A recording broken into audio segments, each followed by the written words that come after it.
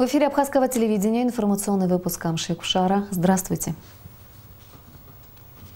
Сегодня в выпуске. Законопроект о переименовании 30 сентября в День Победы принят в первом чтении.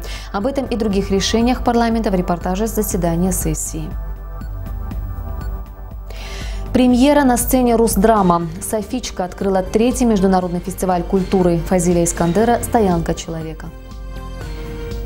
Новая старая напасть. Американская белая бабочка вновь дает о себе знать в Абхазии. Законопроект о переименовании 30 сентября в День Победы принят в первом чтении. Такое решение приняли сегодня депутаты на очередном заседании. Более 3 часов парламентарии решали кадровые и внутренние вопросы, принимали бюджет Дорожного фонда, одновременно отложив рассмотрение бюджетов Фонда репатриации. Более десятка объектов республиканской собственности решением парламента внесены в перечень объектов, подлежащих приватизации. Более подробно об этом и о целях и задачах созданной парламентской комиссии по контролю над ситуацией с незаконным оборотом наркотиков расскажет Нисфа Аршба. Повестка дня заседания сессии была не самая большая, но обсуждая ее, депутаты один за другим вычеркивали вопросы. В итоге с 16 осталось 10. Среди отложенных – назначение судей Конституционного, Верховного, Арбитражного и городского судов из-за отсутствия представителя президента в парламенте Дмитрия Шампа. Депутаты также отклонили обсуждение законопроекта об исполнении бюджета Фонда репатриации за 2016 год.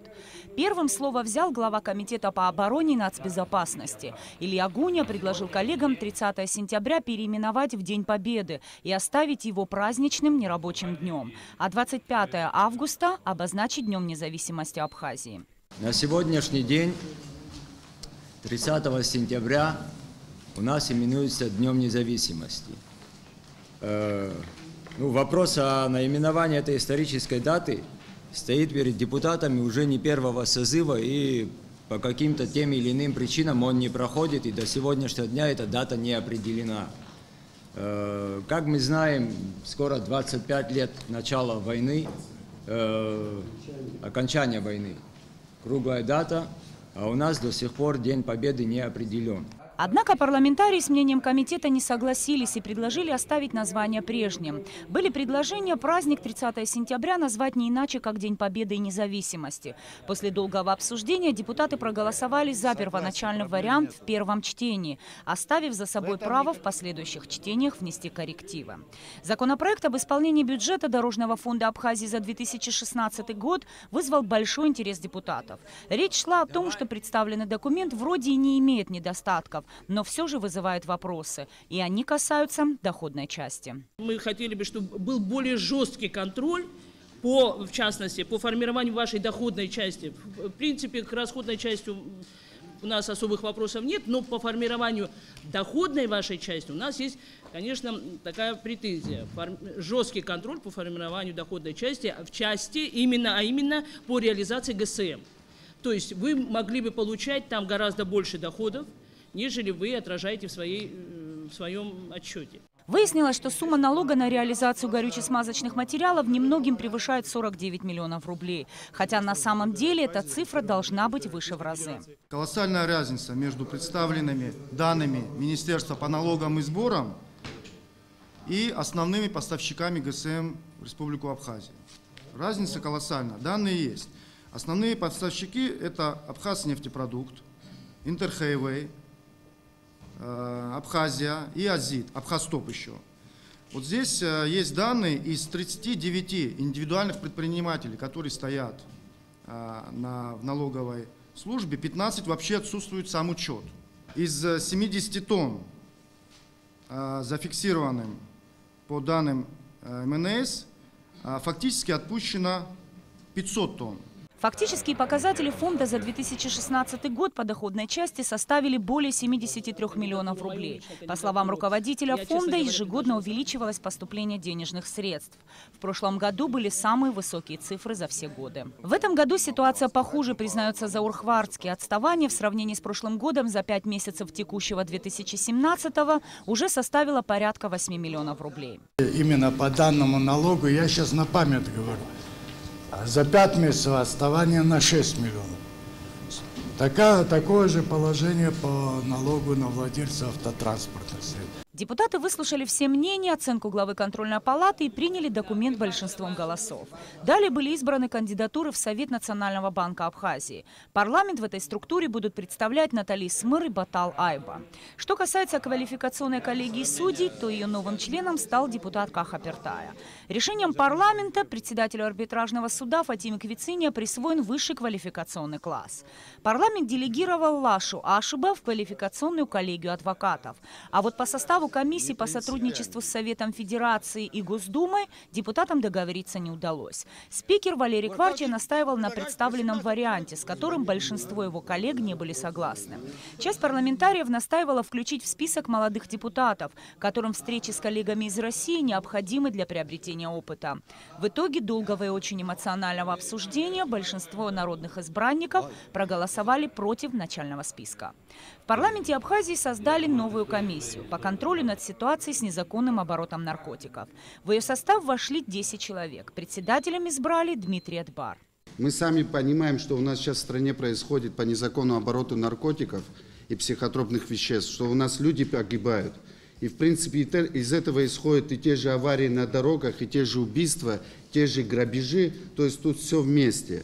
И те процессы, которые происходят вокруг этого, у нас есть уже кое-какие факты, что в разных инстанциях так называемых сбытчиков наркотиков, то есть за какие-то суммы пытаются оправдать. Я считаю, что парламент должен контролировать этот процесс. Графа «Разное» содержала множество вопросов, и все они касались объектов государственной собственности, подлежащих приватизации. Самые разные здания, сооружения, гостиницы, имущественные комплексы в Сухуме, Гагре, Гудауте постановлением парламента внесены в дополнительный перечень объектов, подлежащих приватизации. Нисфа Аршба, Алексей Агухава, Абхазское телевидение.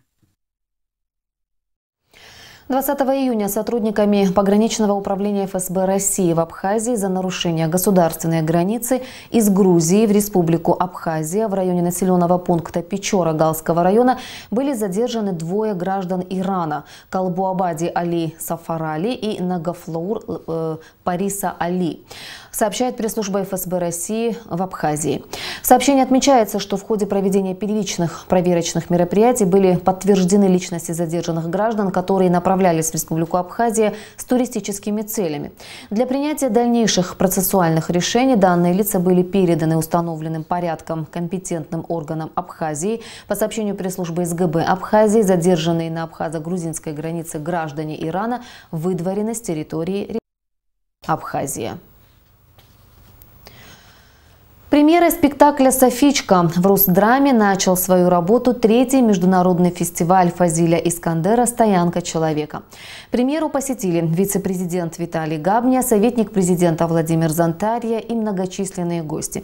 Спектакль поставлен художественным руководителем Абхазской студии театрального института имени Щукина Еленой Одинцовой. Наша съемочная группа также побывала на премьере. Министр культуры Эльвира Арсалия поздравила всех с открытием фестиваля. За 3 года проделана немалая работа. В рамках фестиваля было организовано несколько выставок, постановок спектаклей по мотивам произведений Фазиля Искандера. Особым достижением стал фильм «Софичка». Самый первый фестиваль Фазиля Искандера, он открылся в 2015 году, открылся в Абхазском государственном театре. И мы начали с того, что зачитали те слова приветствия, которые сам писатель передал фестивалю. Он пожелал долгих лет жизни ему, успехов и благодарил за внимание к его творчеству. К сожалению, впервые фестиваль проходит без него. В театре полный аншлаг. Затаив дыхание, публика ждала начала. 3 часа пролетели как миг. Целая жизнь, как одно мгновение. Зрители в зале проживали каждую сцену вместе с героями знаменитого произведения великого писателя.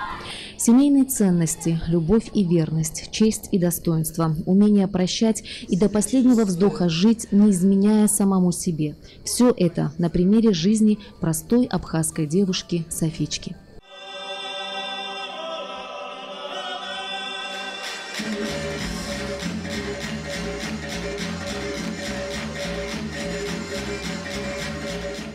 Исполнительница главной роли Аманда Кварацхелия. Удивительно, как такой молодой актрисе удалось прожить вместе с героиней все перипетии ее нелегкой судьбы. Аманда не может сдержать эмоций даже после спектакля.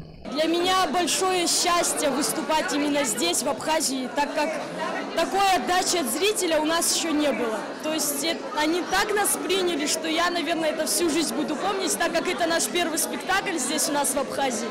И так принять нас, я просто в восторге, я не могу описать вам свои чувства, потому что это что-то нереальное. Зрители не могут сдержать слез. Драма, которая развернулась на сцене, никого не оставила равнодушными. В адрес актеров только слова поздравлений и благодарности за чувства и эмоции, полученные во время просмотра. Я под огромным впечатлением, я читала это произведение, наверное, поэтому еще больше это меня тронуло. Наши дети великолепны. Честно, не найду сейчас слов, потому что это все только пройдено, только прожито. От души поздравляю. На глаза наворачиваются слезы, потому что это такая тема болезненная. Задета тема войны, тема любви, тема братско-сестринских отношений. Это невероятно трогательно. У меня, если честно, тушь текла большую часть спектакля. Нравственность, порядочность, совестливость. Главный, как сказать, лозунг и самого Искандера. И думаю, что всего нашего народа. И мы должны всегда стремиться к этому. Очень хорошая работа, очень захватывает сюжет. Замечательная совершенно пьеса, и нам очень нравится. Замечательно. Это было очень круто сыграно, и вообще все актеры великолепно сыграли свою роль, и это было... У меня нет слов, это было супер. Оглушительные овации и многочисленные браво молодым актерам и режиссеру-постановщику спектакля Елене Одинцовой. Зрители не спешат расходиться. От эмоций перехватывает дух и хочется в одиночку переосмыслить увиденное. Несмотря на то, что история Софички повествует о событиях более 70-летней давности, вопросы нравственности, которые здесь затрагиваются, как никогда актуальны сегодня и будут актуальны всегда. Отсюда и такая искренняя и настоящая реакция зрителей. В этом и есть великая и неприходящая мудрость произведений Фазиля Искандера. Сегодня в эфире Абхазского телевидения в рамках фестиваля «Стоянка человека» будет показан художественный фильм «Софичка», а затем в прямом эфире состоится обсуждение фильма. 19 июня президент Республики Абхазия Рауль Хаджимба подписал указ о присвоении почетного звания «Заслуженный врач Республики Абхазия» за заслуги в области здравоохранения и многолетнюю добросовестную работу присвоить почетное звание «Заслуженный врач Республики Абхазия» Тамазу Цахнаке и Аполлону Гургулия. Новая старая напасть. Подзабытая уже американская белая бабочка вновь дает о себе знать. Опасный карантинный вредитель угрожает плодовым, декоративным и лесным культурам. Государственная инспекция по карантину растений настоятельно рекомендует при его обнаружении уничтожать паутинные гнезда с гусеницами путем обрезки и сжигания. Алика Трапш продолжит тему. Родиной белой бабочки является Северная Америка. В Абхазии она появилась в 1985 году. Этот карантинный вредитель уничтожает более 250 видов древесных и кустарных пород. Иногда питается травянистыми растениями. Предпочтение отдает шелковице, плодовым деревьям и клену. Бабочка откладывает яйца на нижней стороне листа. Одна бабочка может дать до 1000 яиц. С яиц выходит гусеницы. Гусеницы имеют 7 возрастов. До 5-го возраста гусеницы питаются в паутинном гнезде. После 5-го они уже выходят и питаются отдельно. Сама по себе белая бабочка не опасна, но вот ее гусеницы долго живут и много едят. В Абхазии до 2 поколений гусениц может народиться за один сезон. Как утверждают специалисты, этот вредитель распространен во всех районах нашей страны, но больше всего страдает Восточная Абхазия. Пока численность американской белой бабочки в этом году меньше, чем в прошлом, из-за установившейся прохлады. По словам специалистов, в настоящее время только в селе Кындык были обнаружены на кронах деревьев паутинные гнезда гусеницы американской бабочки. Основные мероприятия по борьбе с карантинным вредителем – это ликвидация ее очагов. При обнаружении необходимо первым долго надо провести срез зараженных веток с последующим сжиганием, а также провести химическую обработку одним из следующих препаратов, как децис, карате, карбофоз и так далее. Государственная инспекция по карантину растений готова предоставить более подробную информацию по борьбе с белой бабочкой. Алика Трапш, Роберт Ломия, Абхазское телевидение.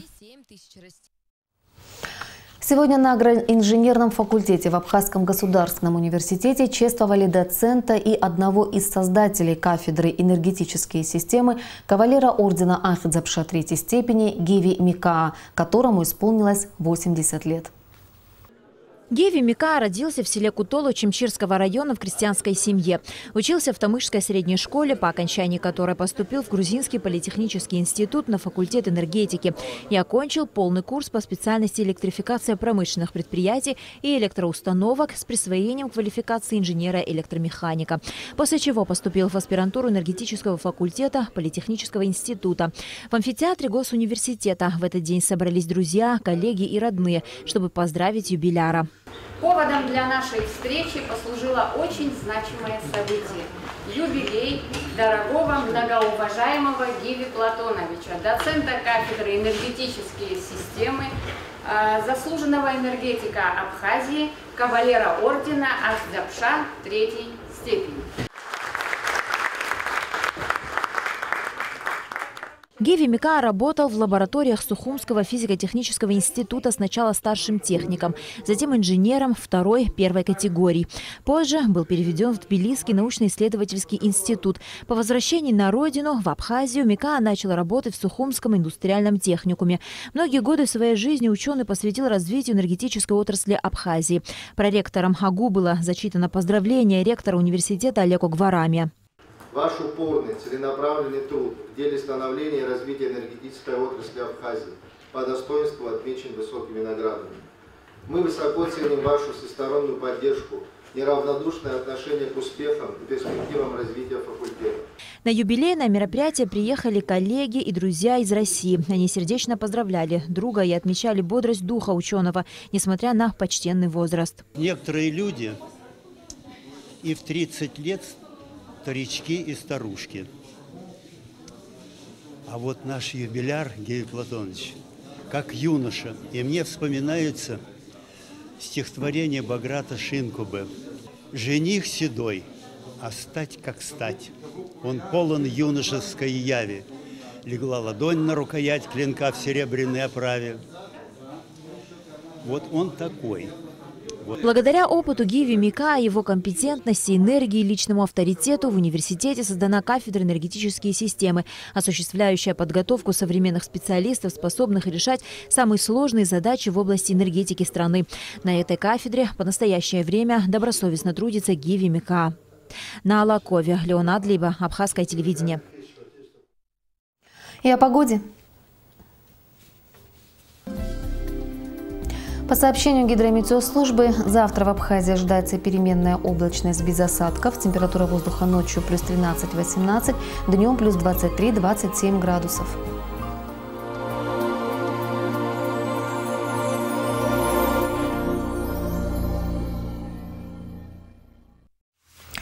Информационный выпуск завершен. Я прощаюсь с вами. До встречи в эфире.